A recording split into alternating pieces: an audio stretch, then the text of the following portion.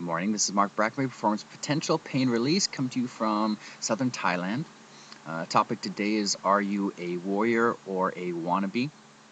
And the yin-yang of opposites, relative polar opposites. This is a little bit of an intro to the warrior and wannabe concepts, as certain aspects of what I'm intending for them to get across need to be taken in context of where they're coming from. It's partly based on yin and yang, the concept of yin and yang, which I feel and believe my experience is a valuable concept and has plenty of real application, especially in the mental game and also in the physical. So what is yin and yang? Part of Wiki describes it this way. Yin and yang are actually complementary, not opposing forces, interacting to form a whole greater than either separate part. In effect, a dynamic system.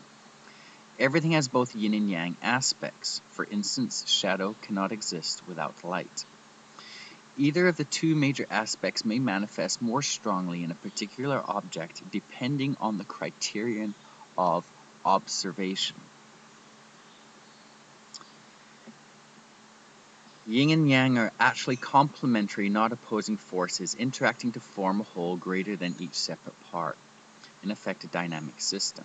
Let's look at temperature real briefly. We might say the soup's hot. We got some fresh soup, nice and hot soup.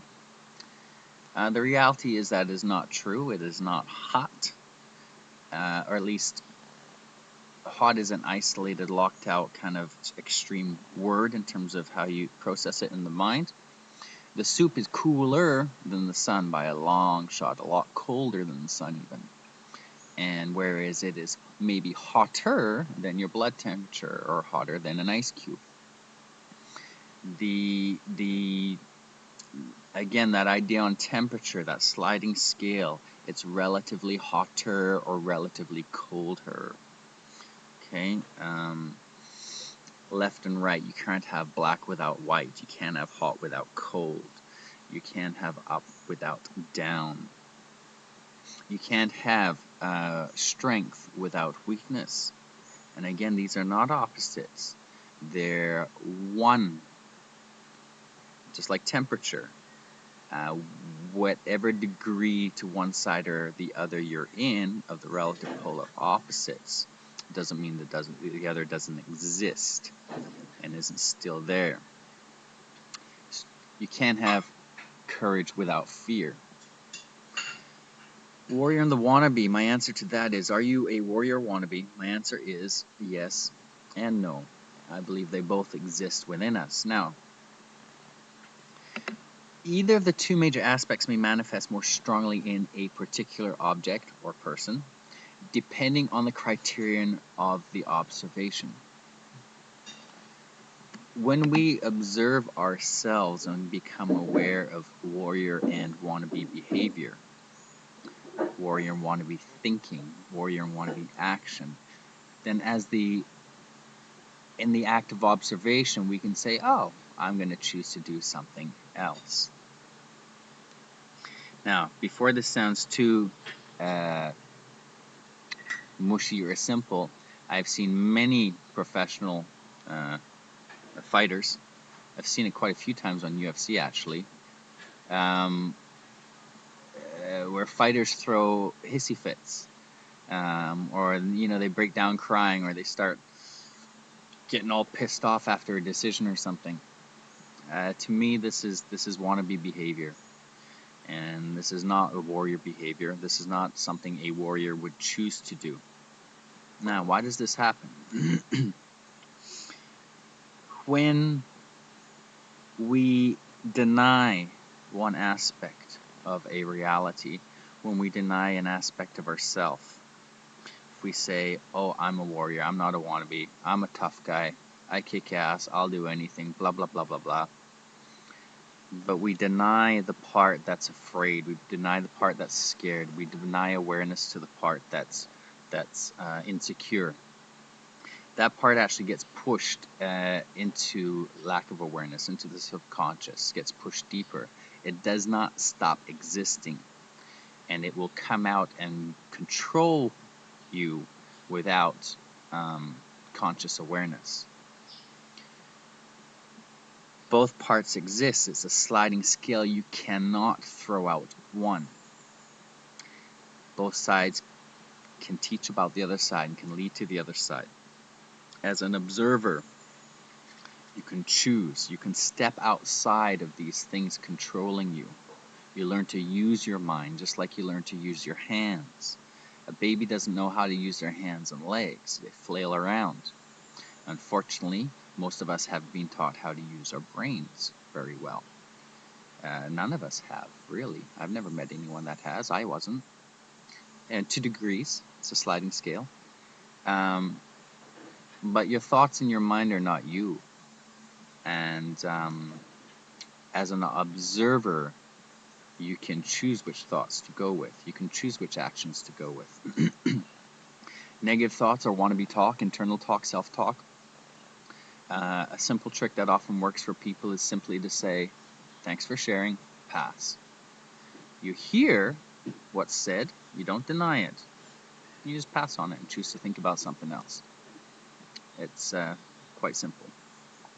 Easier said than done, and we often are not aware. The observation's harder. The observation and awareness is harder. But it's my experience that when things are denied, they are pushed. When things don't bother me, when I don't think that's a possibility. This yin-yang, this sliding scale of polar opposites, both must exist for there to be an existence of temperature. You must have hot and cold. For there to be existence of darkness, you must have light. For there to be a left, there must be a right. For there to be a warrior, there must be a wannabe. For there to be courage, there must be fear. And these exist inside ourselves. They are not us, but they exist inside ourselves. And by denying them, by not recognizing they are there, then they will sabotage. They will come out without conscious awareness. When they're recognized, then you can essentially be the trainer, be the coach, and you can teach the wannabe how to be more of a warrior. Oh, I hear ya. I'm not listening to that. I'm the coach. I'm the dad. I'm the boss. Thanks for sharing, and I will parent you by saying, you know what, this is the type of thinking I want to have, this is the type of action I want to do, this is how I choose to feel right now. And the wannabe will learn, and you will be more in a conscious state of going into the warrior or not. The warrior, a short definition of warrior is he gets the job done. He does what works. And he conquers self, as itself is his biggest enemy, your greatest ally. Your biggest opponent in life, and even in the ring, is yourself. You will keep yourself from performing at your best, or you will help yourself perform at your best. And again, the zoning in, zoning out, when you're focusing on your opponent, you're not going to be able to focus on yourself the best to do what you need to do. If you're not sure what I mean by focusing on your opponent or on yourself, check out the zoning in, zoning out videos. I hope this makes a little bit of sense. This is just an overview and an introduction to the Warrior and the Wannabe. Understand that both exist. They always exist. They always will. Nothing can exist without its relative polar opposite from the yin-yang perspective. And my work with clients, working with the subconscious, working with childhood, working with athletes' performance, my experience is the opposites, relative opposites, always exist. And from the concept of yin and yang, that's obviously just, that's how it works.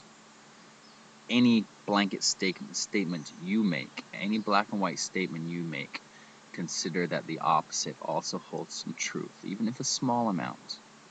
A small amount can sabotage the subconscious, can sabotage performance, can sabotage healing, can sabotage whatever. Even if it's 1% of the wannabe, and 99% the warrior. That 1% can get in the way. Or let's say it's 10 and 90%, what have you. But those little parts can interfere with the greater part. But by becoming the observer, you step out of either one of those controlling you, and then you call on the warrior. You make warrior choices and actions because you are not controlled by either.